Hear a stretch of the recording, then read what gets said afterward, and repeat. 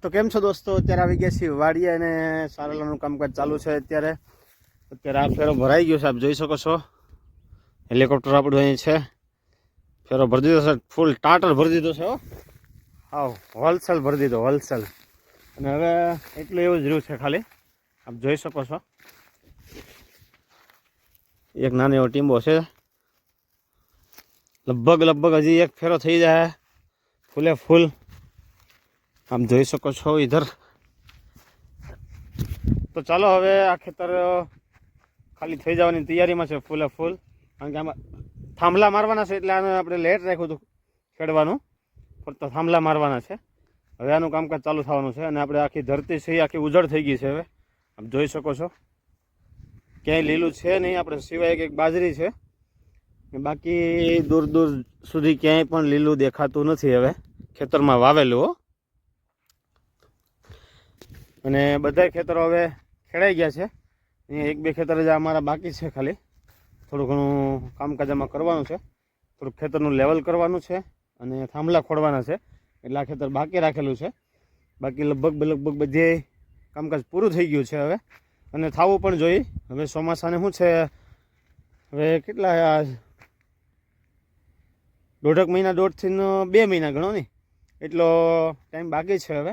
તો શું છે, ખેડાઈ જાય તો જમીન તપતી થાય અને ફળદ્રુપતા થોડીક વધે, તપે તો એવું કહે છે બધે. આપણને તો બહુ ખબર નથી, એટલે કહેતા હોય સાચું જ હોય, કારણ કે બધા અનુભવના આધારે કહેતા હોય છે.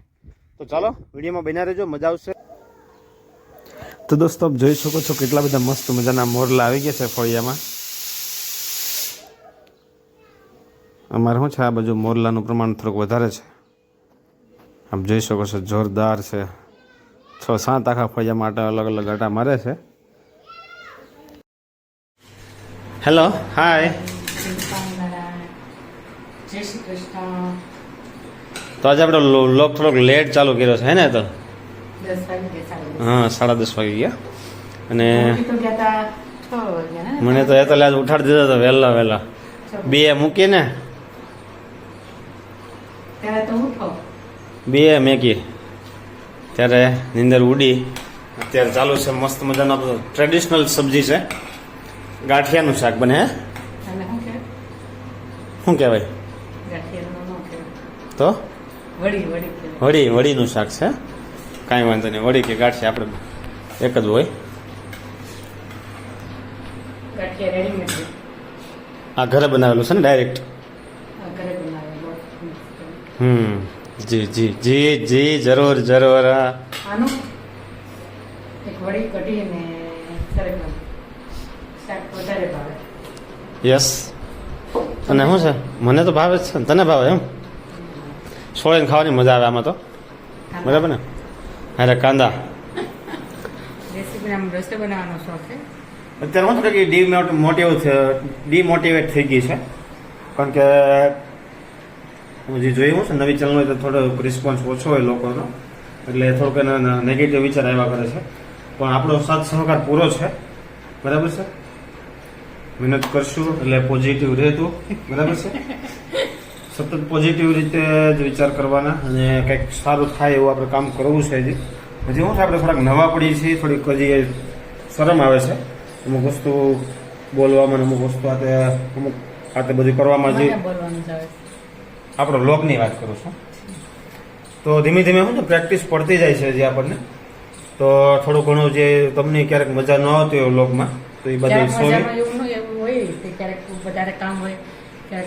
અને પ્લસ શું છે, હજી આપણે થોડુંક ખેતીમાં વધારે ધ્યાન આપીએ છીએ. આની કમ્પ્લેટ છે, તમે ખેતીનું કામ ઓછું કરો. પણ હજી મારો વિચાર એવો છે કે થોડીક ચેનલ સારી ચાલવા મળે ત્યાં સુધી ખેતીમાં આપણે પૂરો ટાઈમ આપવો પડે છે મારે.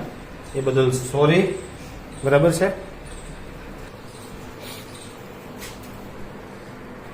તો શું છે, તો થોડીક ઇમોશનલ થઈ ગઈ હતી, એટલે આપણે વ્લોગ અટકાવી દીધો હતો.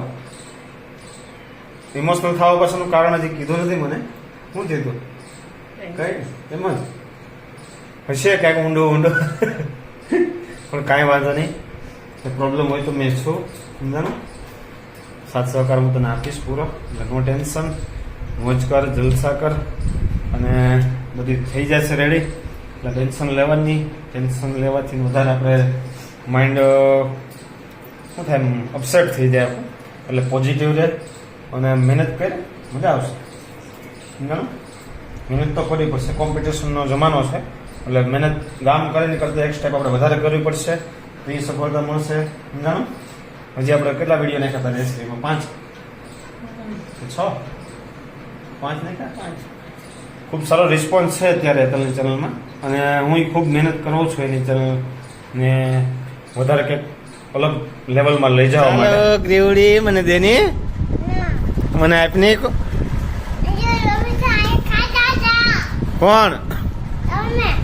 મેં તો કાંઈ ખાધો નથી. હે કેવો લાગે છે? કેવો લાગે છે? વાહ વાહ વાહ. તો ચલો દોસ્તો અત્યારે આપણે દાલ મખની બનાવી છે તો મસ્ત મજાની જોરદાર દાલ મખની બનાવી છે અને અત્યારે બનાવવાનું કામ ચાલુ થઈ ગયું છે. ચપાતી આપ જોઈ શકો છો, મરચા તળાઈ ગયા છે અને ફૂલીને દડા જેવી થઈ ગઈ છે. રોટલી આપ જોઈ શકો છો. મસ્ત દાળ મખની. તો શું કેવું છે તારે દાલ મખની બાબતે? દાળ મખની બાબતે કેવી આમ કેવો ટેસ્ટ કેવો છે એ તો જરાક કે. બહુ મસ્ત, એકદમ ક્રીમી, માખણમાં સ્વાદ આવે. ઘી અને માખણનું જોરદાર કોમ્બિનેશનથી બનાવેલી છે.